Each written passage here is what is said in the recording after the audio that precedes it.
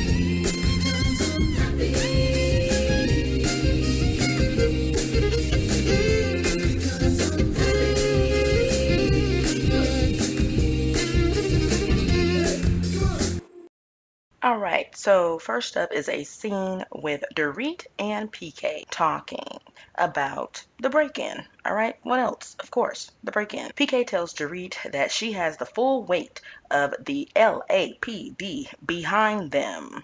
Now, let me say this real quick. I can't help but be a little triggered by that, as so many black men and women have lost their lives at the hands of the corrupt LAPD officers. All right. I'm not saying all of them are corrupt, but the ones that the black women and men that I'm referring to that lost their lives at the hands of them, they are corrupt. And they look upon black people as less than human. But yet this white woman gets her purses and watches stolen, and they have the full weight of LAPD behind them. Even after PK himself said that the stolen merchandise means nothing, and Dorit says in her tagline, you can take everything and still won't have taken anything important, they have the whole weight of the LAPD behind them.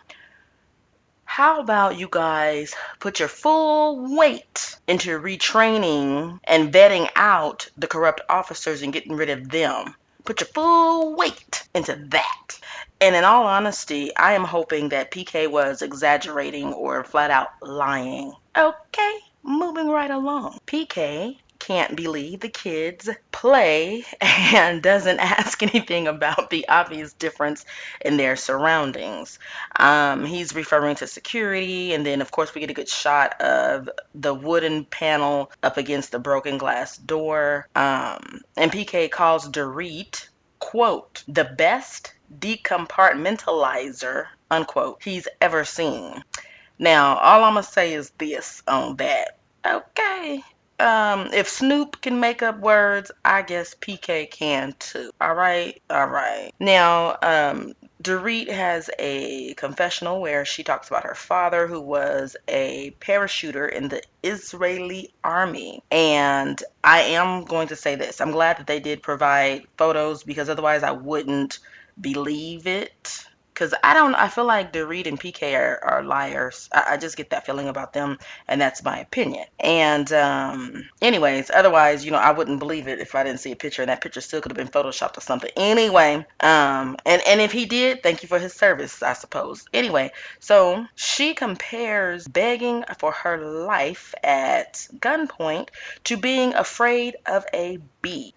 I don't think I'm going out on a limb when I say a bee sting and a shot to the head are vastly different. So it threw me, all right? It threw me to hear her compare that situation to being afraid of a bee.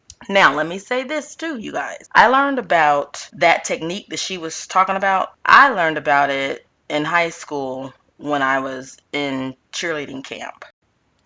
And to think, some people say cheerleading is dumb. It could save your life one day, according to Dorit. Anywho, let's digress. All right, cut to Kyle and Rinna. And they are in some restaurant and they are indoors, and Rinna has huge black glasses on. And, at first I was like, oh my gosh, she looks so silly doing that. So I guess I'll give her a pass since I used to do it. Now, moving right along. So Rinna does a cheers to Kyle for having the #1 movie in the country. And Kyle tells her, and you know what? The director said, I'm in the next one. I'm in the next one. Honestly, you guys, I didn't watch the movie, but I thought I had heard that she died in it. So maybe I read a review where somebody was trying to be funny or they was talking about her acting skills. I don't know, but something about her had died. I thought I had read. Anyway, moving right along. It then cuts to Sutton and Crystal enjoying a pancake cake. That's what Sutton calls it, the pancake cake. Okay. Anyway, it's made of crepes and it's sold at Lady M Cake Boutique. All right, you better come through boutique. I like anything that got the word boutique on the end of it. Okay, a boutique. Give me a good old fashioned boutique, and it piques my curiosity no matter what's in front of it, I would say. I haven't met anything yet, anyway, with the word boutique at the end of it that I didn't want to peek at. So, I thought that was lovely. Just lovely, okay? Lovely in a southern way. I don't know, that little boutique just made me want to speak southern. So, I looked at it. I went and, put in Lady M Boutique and everything, and found that Sutton is endorsing the peach cobbler pancake cake that we seen on the show. How awesome is that? Then I ran across one that I was like, oh my goodness, I would love to taste it. It's a strawberry one, you guys. And the way the description describes it, I said, oh my gosh, I need me a piece of that. Then I looked at the price and I started singing Mariah Carey, someday, ooh, someday. Not today though, okay. $90 a cake, and they are small and they can be shipped to you. So, of course, it's going to be a small cake. You're going to pay over $100 with the taxes and the shipping and handling. And I'm not even a dessert person, so that's going to have to be someday. Ooh, ooh, someday. Because it's not going to be today, okay? I won't be paying over $100 for a little tiny dessert cake today, no matter how good it tastes, okay? All right, moving right along. Actually, no, we're gonna cut because they kept cutting. Cut to, cut to, cut to, cut to, cut to. Cut to Rinna telling Kyle about the conversation that her and Erica had. And so then they splice in a clip and we see Erica telling Rinna how bothered she was that she ran across an article with Sutton as she regurgitates her situation. And Erica says, didn't you get that out of your system? You still want to use me for your talking point? Rena's nodding her head as if she's not getting ready to do the same exact thing about the Elton John ticket. And Erica's okay with that? Weird. Now, Rena told Erica about this during that sit down, and that was in the last episode. And this time she regurgitates it for Kyle. Why are you using Sutton for your talking points? Didn't you get that out of your system? So then we cut to Sutton telling Crystal that she's going to apologize to Lisa. Cut to Lisa telling Kyle Harry was upset. Don't do that. Don't you come after Harry. Don't do that. This is Lisa in her confessional, girl, with her long Barbie wig. Okay, come through, Barbie wig. And she says basically that Harry sent Sutton a text message that basically went like this. Okay, this is me paraphrasing, y'all. Keep my name out your mouth. Okay, so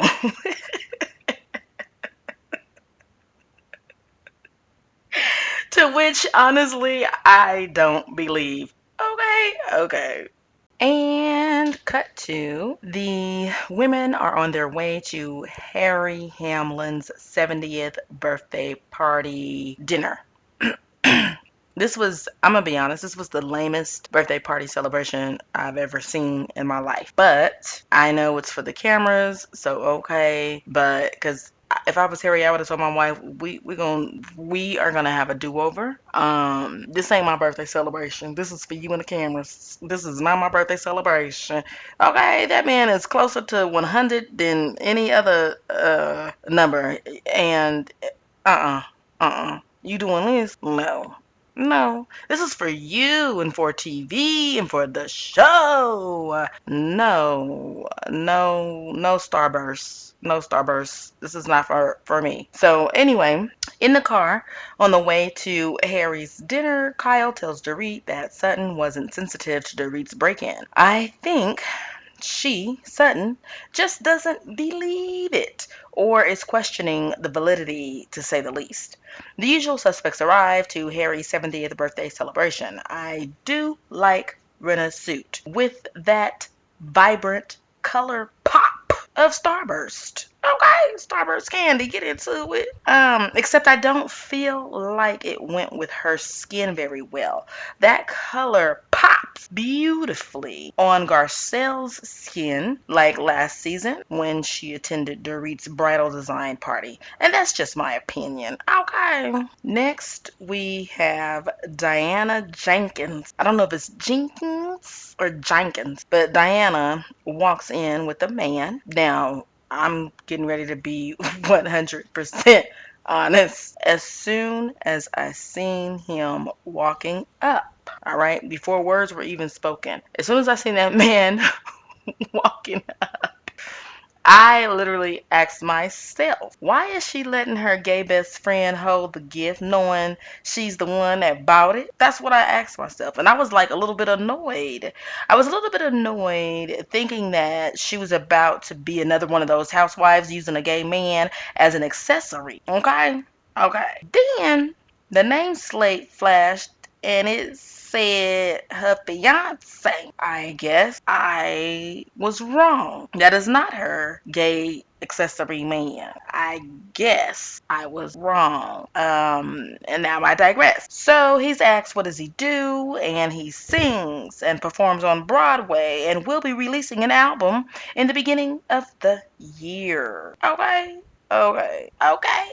Okay, you gone, boy, or sir, man, who is not gay at all. All right, so moving right along, Sutton apologizes to Rena. Rena appreciates it, but says, let's be clear, Sutton, you didn't buy a table. Sutton is shocked and says, what? And she's twisting and turning her head sideways in confusion, baby. And right now we're gonna take a pause and stop because I want to bring attention to Dorit having a piece of paper in her hand. What is Dorit looking at? What is Dorit looking at? Okay, I've come to the conclusion that editing didn't show it, but Lisa had brought out a piece of paper out of her purse first to pass around proof of said cancellation. And that is what I believe we see Dorit looking at. Okay, okay. Now, why they didn't do an introduction of it, the piece of paper, I don't know. But it's okay because Lisa was lying anyway. I saw that piece of paper online. It looked like it was all kind of twisted and made up. So it is what it is. And what it is production didn't feel like they wanted to promote that piece of made up paper. All right? And they don't tell what that paper had on it, okay? And they did not promote it. Lisa goes on to insist, you canceled your table at the last minute and you left them high and dry. I had to scramble for ticket. We're going to stop again because that's a contradiction in itself right there. That's how you know she's lying like a rug. If Sutton canceled her table at the last minute and left them high and dry, that implies that seats were available. I assume a ticket buys a seat. Why would Rena have to scramble for tickets? It would be natural once finding out your tickets weren't paid for and backed out at the last minute, leaving them high and dry. Naturally, you would offer to purchase your own staying tickets. Right? Right. What she meant was she had to scramble for free seat as a personal guest of Elton John. I really needed Key and Peele, okay, to be a Lisa Renner translator, like they do in some of their skits and sketches and stuff. That's what I needed in that moment because what she meant was I had to scramble for some free tickets. That's what I had to do. All right, as a guest of Elton John, girl, get the heck out of here. So we have Renna lying and suffering lying because, and I say suffering because she's really digging and don't know where to turn and how to do it, and she can just retire as a housewife, as the villain, because it used to come very natural and easy for her with all these lies that she spills. And she struggled in this scene. I really feel like she struggled being that lying villain that she's used to being. Okay? And we do see Dorit, like I said, looking at the piece of paper that was no longer to be seen ever again until later online. Okay. And we see Crystal's expression and we see Garcelle's expression. Okay. All right. Those are people who go off of logic and it just wasn't, the math wasn't mathing. All right. It just wasn't. And that's what I believe we see in their face. All right, let's continue. Next, we have Garcelle asking Sutton to show her receipts. Garcelle has to end up grabbing the receipts from Sutton because Renna tried to shame Sutton about having receipts while she has her own. And that is about the stupidest thing I've ever heard in my entire life. Then we have woozy looking Erica who wants some as well. She wants an apology. Sutton says she won't get one because she doesn't like her. Then they both tell each other to go F themselves. After that verbal exchange of cuss words and aggression towards each other between Erica and Sutton, Garcelle says she's going to leave. Sutton says that she's going to leave too. And so they both stand up, grab their purse, and they're leaving. And then they're like, oh no, don't leave, don't leave. Oh no, don't leave. Okay. Anyway, so Renna and Sutton hug it out. Garcelle calls Sutton out on lying about adoring Renna, which I must admit seems like something I do. Okay. Yeah, we're not going to do this fake stuff because, all right, only because you can't heal and move forward in lies. I'm just saying, okay? So I would be the one that's like, ladies, if you want to move forward, you cannot lie. Okay, anyway, moving right along. Kyle says this is the phoniest reconciliation I've ever seen. She tells Garcelle if they say they love each other and hug, I'm going to punch them in the face. The ladies do just that. Sutton and Renna, they hug and say they love each other. Garcelle bursts out in laughter and says to Kyle, you grab one and I'll grab the other. Okay. Phony. Here we are at Diana Jenkins' full package, and I'm going to tell you right now, I don't care for Diana. I don't feel Diana. I don't see it for Diana. I'm not here for Diana. As of right now, not at all. And quite honestly, I can only understand like 50% of what's coming out of her mouth because her accent is so thick. And I don't want to get a headache trying to understand what it is this lady is trying to say. They need captions under what the hell she's saying if they want me to be interested in her. Okay. But nonetheless, let me tell you what I got out of it. She divorced. She used to be poor. She has 2 adult children, 1 boy, 1 girl, and a baby with her fiance who is often confused with her son. Okay, that's Diana Jenkins. Moving right along. And now, cut to Sutton and Kyle talking.